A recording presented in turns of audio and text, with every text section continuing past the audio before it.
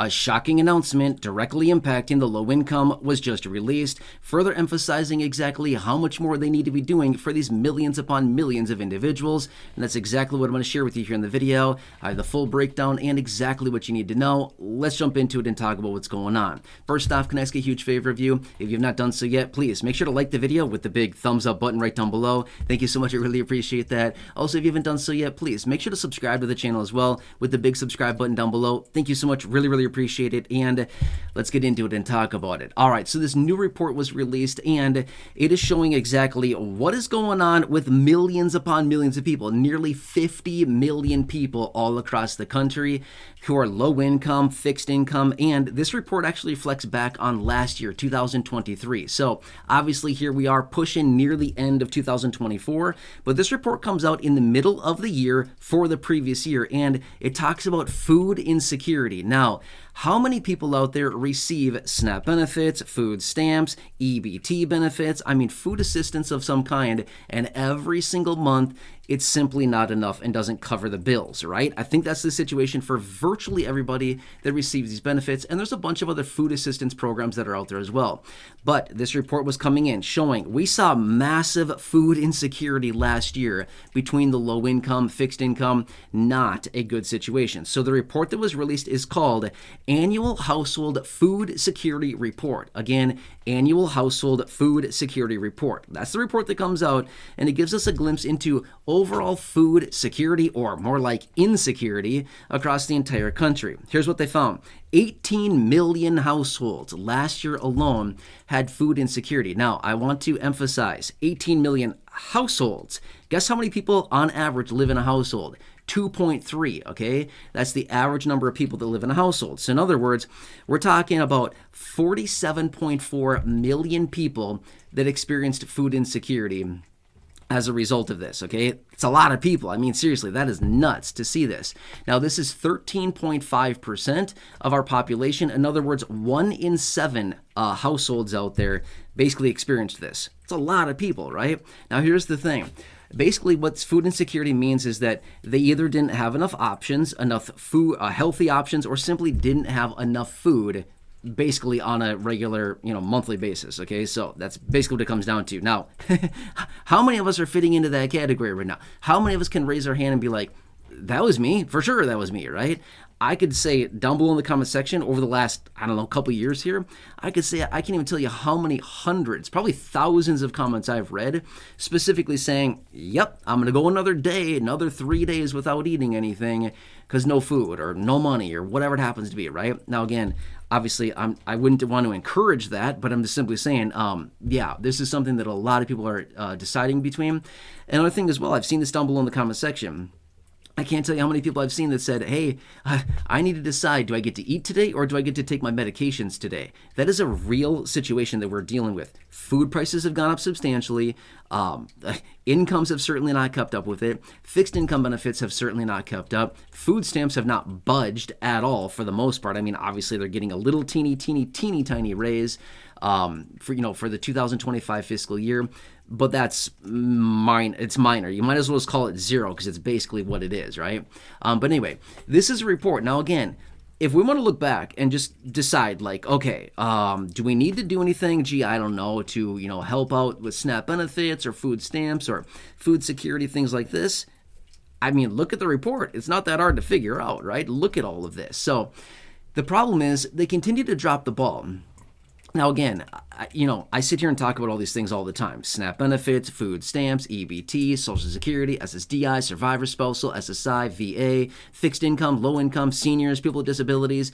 You know the list. I talk about it literally every single day, and I have been for many, many years. But the point is, it's the same old song and dance. We see all this stuff every single day. So many people are getting so sick and tired of it that the struggle is real, right? In fact, I just talked to somebody yesterday. We wrote a couple messages back and forth in the comment section, and she was saying, I never thought I'd be struggling this much as a senior. And I wrote back and said, I don't think retirement was supposed to be like this, right? And she's just saying, I just can't believe it. I never, ever would have guessed I would have been in this position during my retirement. I didn't think I'd have to struggle this much. Sad situation, right?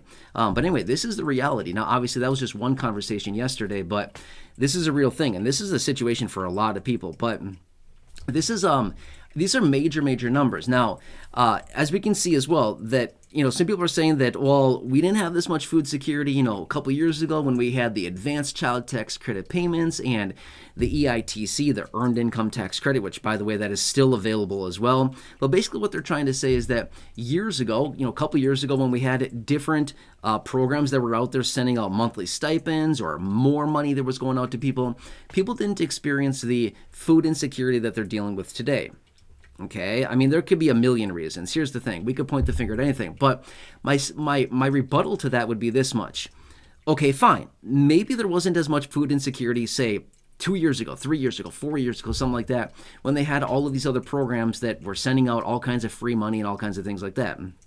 But my rebuttal to that would be, what about the 62-year-old? What about the 65-year-old? What about the 72-year-old? What about the 75-year-old? Whatever, the 59-year-old, whatever it happens to be, who maybe doesn't have a minor child who would be eligible for the child tax credit payments. What about them? They're not getting anything from that, right?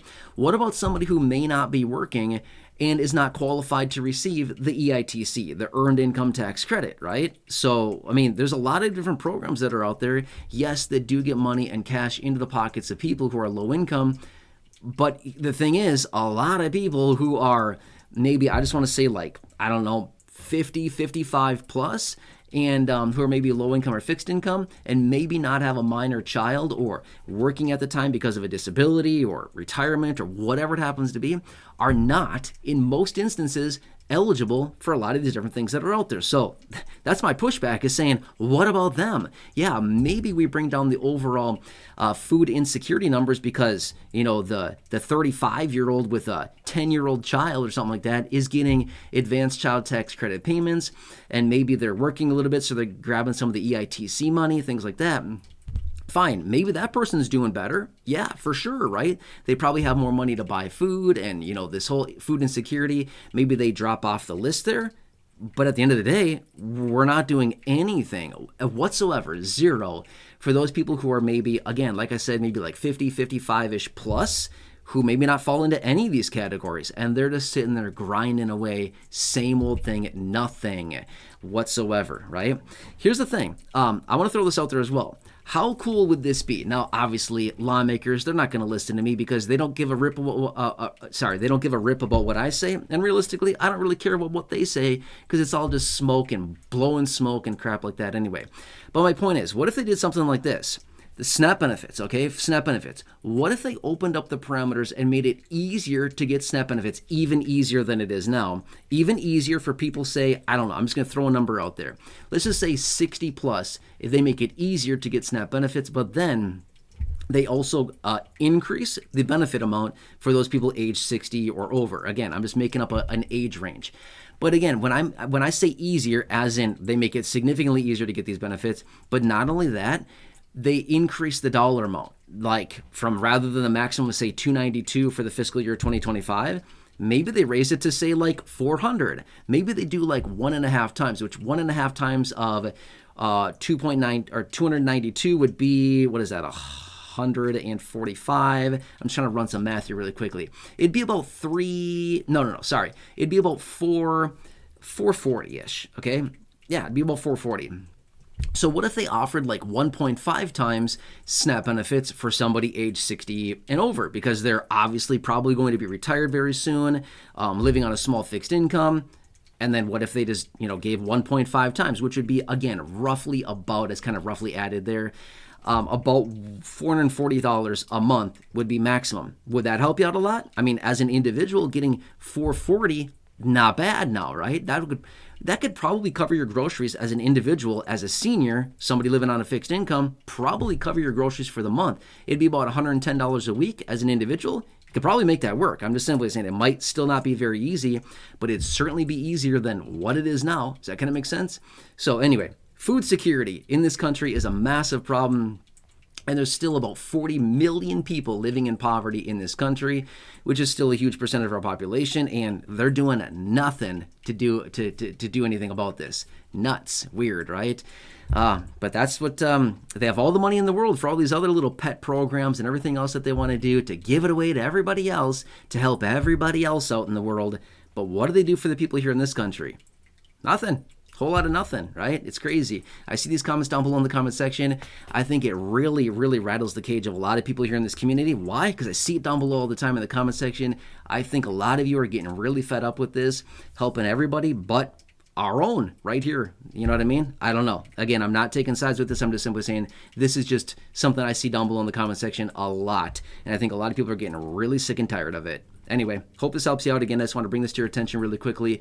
Please subscribe down below if you haven't done so yet. Like the video. Again, thumbs up. Thank you so much. Really, really appreciate you. I'm here for you every single day. I just want to do what I can to help you out right now. Otherwise, check out the other videos here on the channel. Nearly 5,000 videos in the video library. I've hand selected some very popular and good videos for you down below in the description or the top of the comment section. Check those videos out. Otherwise, right now showing up on your screen, you'll see some videos there. Thank you so much. Enjoy your day. Take care. Have a good one. Remember, I'm here for you. I've got your back. I want to do what I can for you. Enjoy, and I'll catch you.